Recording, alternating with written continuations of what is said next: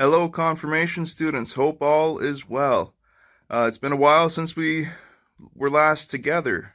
Almost 2 months, or over 2 months now, I guess. And then obviously we haven't been seeing each other at Mass either. I miss you. I was enjoying the classes that we had. We had some good discussion going, and I was looking forward to continuing with those lessons. Um, but then the virus happened, so here we are. Just wanted to give you a little update. As you know, with the cancellation of public masses, along with that, there was the postponement of all celebrations of confirmation.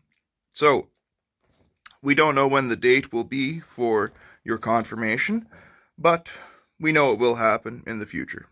Once this all gets sorted out, once everyone can start going about their daily lives once again, we will be able to set a date for your confirmation. In the meantime, since we got through a good chunk of the book together with those nice discussions that we had, I think it's worthwhile to just finish the program on your own at home. Okay, so I'd say give yourself the deadline of the end of June. Okay, so try to finish the program by the end of June on your own. You've got the videos and the book itself. It's all quite thorough and more or less self-explanatory. And there's a lot of content that you can go through and study with that. So go through the program on your own. Once everything gets lifted and life gets back to normal, we'll be able to gather for a couple sort of makeup classes where we can talk about some more specific things about confirmation itself, which will be covered in the book, but it's also be good to talk about those sorts of things in person and also go through a sort of practice for the celebration itself so you know what to expect and go into a little history of the rite of confirmation, all that. So we'll be able to do that once everything opens up again. Okay, so for now, do the classes yourselves, the work, each chapter. Try to finish by the end of June, and then we will gather again for some makeup classes.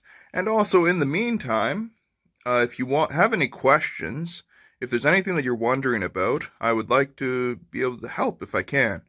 So you can feel free to just leave a comment if you'd like with your question, and I'll make a follow-up video and answer any questions that people might have. And it doesn't have to be just about, stuff from the book or even stuff specifically about confirmation. It could be anything pertaining to the faith or, whatever's piquing your interest at the moment, things that you'd like to learn more about.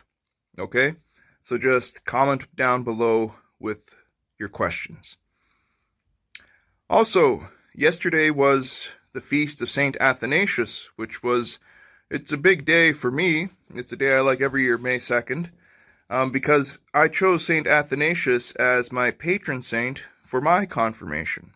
Okay, so his feast day was yesterday, so I celebrated that. He's my patron, my confirmation saint. So when I was confirmed, it was by his name. So the bishop said, Athanasius, be sealed with the Holy Spirit, instead of Saint Michael.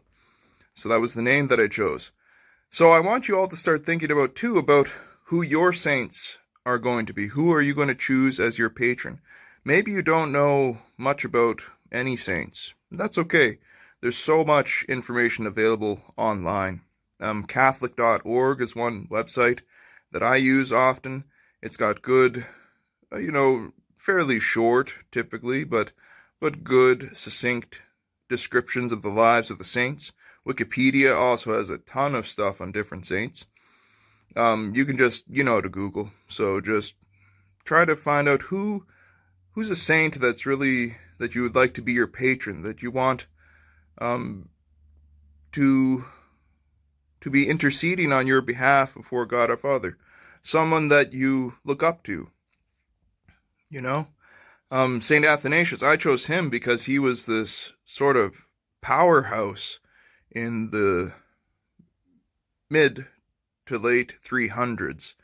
He was a bishop And it was at a time when there was a heresy going around that said that Christ was not fully divine. Okay, so that Christ was he was a creation of God, and he was better than just simply being human, but he wasn't God. And Athanasius fought his whole life against this heresy because he knew that it was not true, that Christ is fully God and fully man. And he was even exiled from his own diocese for over 26 years. And, because the people who subscribed to that heresy were quite influential and quite powerful. But he never wavered. He was a heroic person. So I've always looked up to him, and he inspires me to try to, to seek the truth of the faith and not be afraid to proclaim those truths. So think about who you would like to have as your confirmation saint, and think about why as well. What particular things about their story really draw you or inspire you, or that cause you to look up to them as a sort of model, a model of life, of how to live your life, a model of, living out your faith, your Christian faith. Think about these sorts of things, okay? So, just to sum up, confirmations are postponed until we can set a date once everything reopens. In the meantime, please do the work on your own. Maybe you can also ask your parents to be involved with it. Some of them were interested in what you were learning as well. So there's that. Then if you have any questions, feel free to comment them or send them to me. You can email them to the parish, or there's also a Facebook page for St. Michael's Parish, which you can find. And you can direct message the page itself, and then I will respond to your questions in a follow-up video. And then finally, start to think about who you would like to have as a patron saint, as a confirmation saint. Okay? So, hope you're doing well. Hope this virus, of course, all this ends sooner rather than later. And God bless you and keep you. God bless you.